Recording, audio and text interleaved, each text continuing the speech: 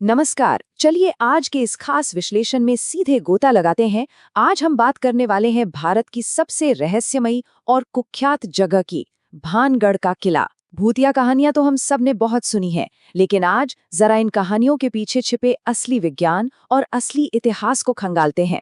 ये सफर वाकई बहुत रोमांचक होने वाला है। अब देखिए, भानगढ़ का खौफ सिर्फ हवाई बातें नहीं है।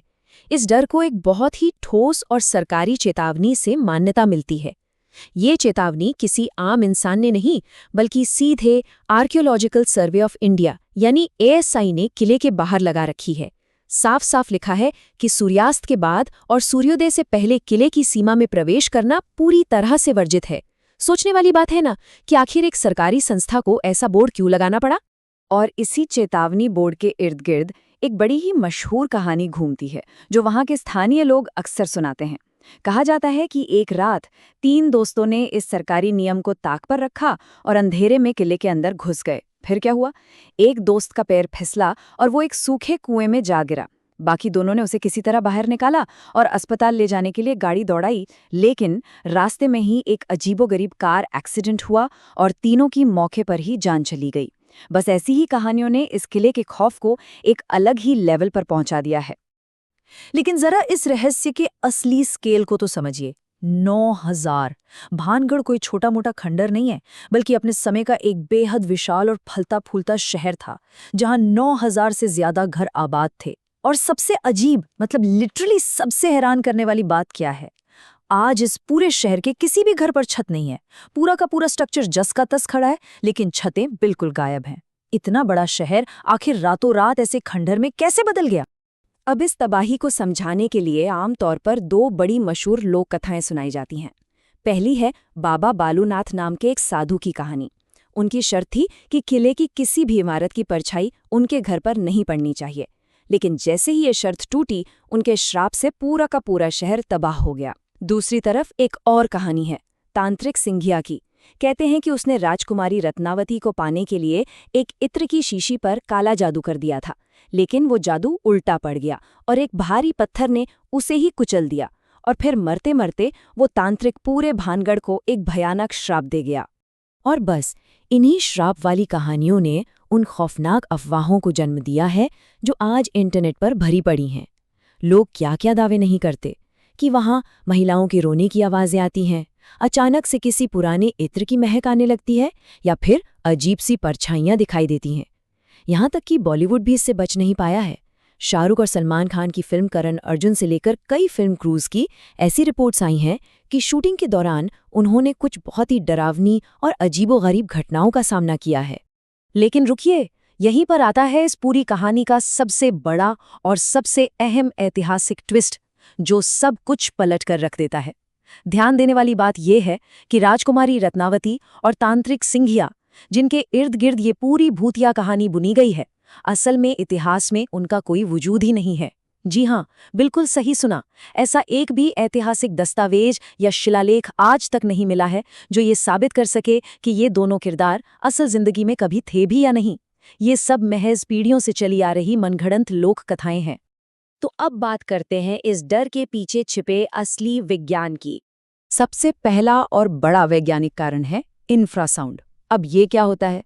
ये असल में वो ध्वनि तरंगे या साउंड वेव्स होती हैं जिनकी फ्रीक्वेंसी 20 हर्ट्ज से कम होती है।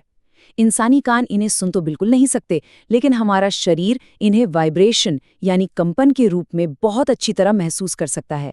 ये बिल्कुल एक अदृश्य शक्ति की तरह काम करता है, जो सीधे दिमाग को चकमा देकर अचानक से घबराहट, बेचैनी और एक अजीब सा डर पैदा कर देती है।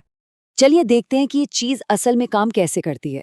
1980s के दशक में इंजीनियर विक टैंडी ने अनजाने में ही इस बात को साबित कर दिया था। हुआ यूं कि वो अपनी लैब में काम कर रहे थे, तभी अचानक उन्हें बहुत तेज डर महसूस हुआ और एक ग्रे रंग की परछाई जैसी चीज दिखी। जब उन्होंने थोड़ा दिमाग लगाकर जांच की तो देखा कि पास रखी एक फेंसिंग फॉइल कांप रही थी, और इसके पीछे का असली मुजरिम था लैब में लगा एक नया पंखा जो बिल्कुल 19 हर्ट्ज की इंफ्रासाउंड पैदा कर रहा था।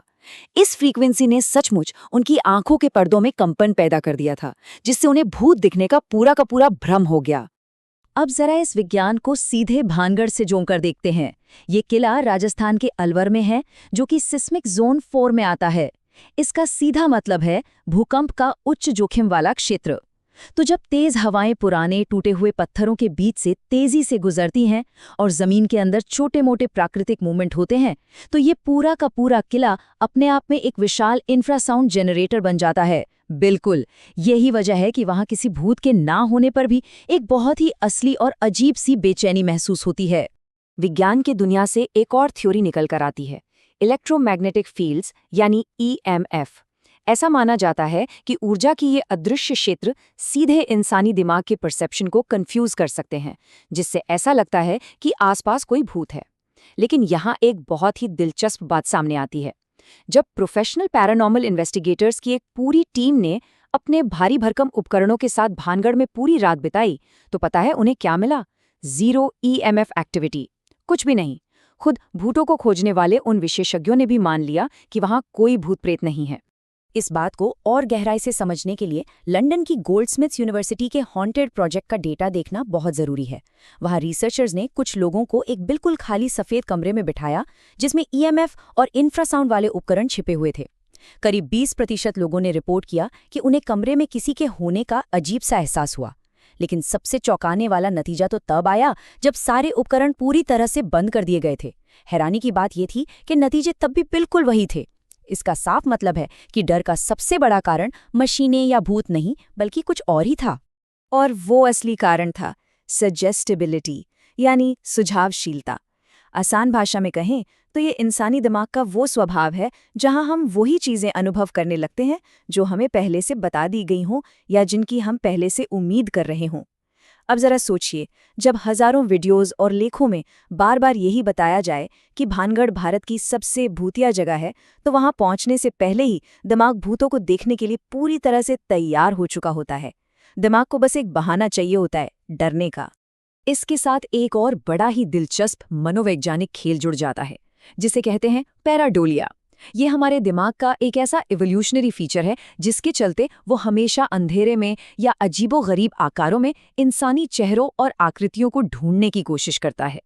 तो होता यह है कि जब कोई इंसान सजेस्टिबिलिटी के कारण पहले से ही डरा हुआ होता है, तो भानगढ़ के खंडहरों की वो टूटी फूटी दीवारें और अजीब सी परछाइयां अचानक उसे भूतिया आकृतियों जैसी लगने लगती हैं। सारा खेल बस नजरिए और दिमाग का है। तो चलिए अब जरा उस चेतावनी बोर्ड के असली सच की तरफ बढ़ते हैं। मिथक और अफवाहें तो यही कहती हैं कि ASI का वो बोर्ड लोगों को भटकती और गुस्से से भरी आत्माओं से बचाने के लिए लगाया गया है। लेकिन असलियत बहुत ही तार्किक और ज़मीनी है। वो पाबंदी किसी भूत प्रेत से बचाने के लिए नहीं है, बल्कि वो जंगी जानवरों और जर्जर हो चुकी उन पुरानी इमारतों के अचानक गिरने के खतरे से बचाने के लिए उठाया गया एक बहुत ही ज़रूरी प्रशासनिक कदम है। भानगढ़ में जो असली खतरे हैं वो किसी भी भूत से कहीं ज्यादा जानलेवा हैं। देखिए, ये किला सरिस्का टाइगर रिजर्व से महज 50 किलोमीटर की दूरी पर बसा हुआ है और रात के घने अंधेरे में यहाँ बंगाल टाइगर, तेंदुए और लकड़बग्घे जैसे खूंखार जंगली जानवर अक्सर शिकार के लिए आ जाते हैं। इसके अलावा पूरा का पूरा किला एक खंडर है, पत्थर बिल्कुल अस्थिर हैं। बिना रोशनी के रात में वहाँ एक गलत कदम भी जानलेवा साबित हो सकता है। तो असली खतरा वो आत्माएं नहीं, बल्कि ये बहुत ही रियल और खतरनाक चीजें हैं। और हाँ, सबसे मशहूर दावा वो डरावनी आवाजें जो अक्सर लोगों को रात में सुनाई देती हैं, जिनके बारे में बार बार कहा जाता है कि वो रोती हुई महिलाओं की दर्दनाक चीखें हैं। वो दरअसल खंडहरों में शिकार की तलाश में घूमने वाले जंगली लकड़बग्घों यानी हाइनाज की प्राकृतिक आवाजें होती हैं। जब लकड़बग्घों की वो तेज आवाज दूर से और खाली खंडहरों की दीवारों से टकराकर गूंजती है, तो वो बिल्कुल किसी इंसान की डरावनी और खौफनाक चीख जैसी ही लगती है। Mystery solved. अब आते हैं इस रहस्य के आखिरी हिस्से पर कि आखिर इस पूरे शहर की तबाही का असली इतिहास क्या है। अगर हम इतिहास के पन्नों को पलटें तो एक बहुत ही क्रोनोलॉजिकल कहानी सामने आती है। 1573 में माधव सिंह ने इस भव्य भानगढ़ की स्थापना की थी। सब कुछ ठीक चल रहा था, लेकिन 1720 तक इसका राजनीतिक पतन शुरू हो गया जब सवाई जयसिंह ने इस पर कब्जा कर लिया। लेकिन भानगढ़ को किसी तांत्रिक के श्राप ने नहीं, बल्कि 1783 के चालीसा अकाल ने पूरी तरह से बर्बाद किया था। ये एक इतना भयानक और विनाशकारी सूखा था कि उत्तर भारत की एक बहुत बड़ी आबादी इसमें खत्म हो गई। पानी और खाने की भयानक कमी के कारण लोग मजबूर होकर इस शहर को हमेशा के लिए छोड़कर चले गए। यही वो कड़वा और दर्दनाक ऐतिहासिक सच है जिसने 9,000 घरों वाले शहर को एक वीरान खंडहर बना दिया। तो फिर एक बड़ा सवाल उठता है कि ये भूतिया श्राप की कहानी आज तक जिंदा कैसे है। इसके पीछे मुख्य रूप से 3 बड़े कारण हैं। पहला है हमारा इंसानी मनोविज्ञान। हमारे दिमाग को एक सूखे और अकाल जैसी उबाऊ, दर्दनाक सच्चाई के बजाय तांत्रिक और श्राप जैसी कोई मसालेदार और नाटकीय कहानी सुनना ज्यादा पसंद आता है। दूसरा कारण है पर्यटन। भानगढ़ और उसके आसपास की स्थानीय अर्थव्यवस्था इसी भूतिया टैग के दम पर चलती है।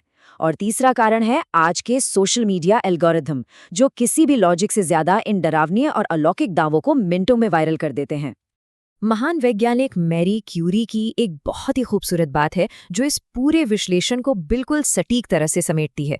उन्होंने कहा था, जीवन में किसी भी चीज से डरने की जरूरत नहीं है, उसे सिर्फ समझने की जरूरत है।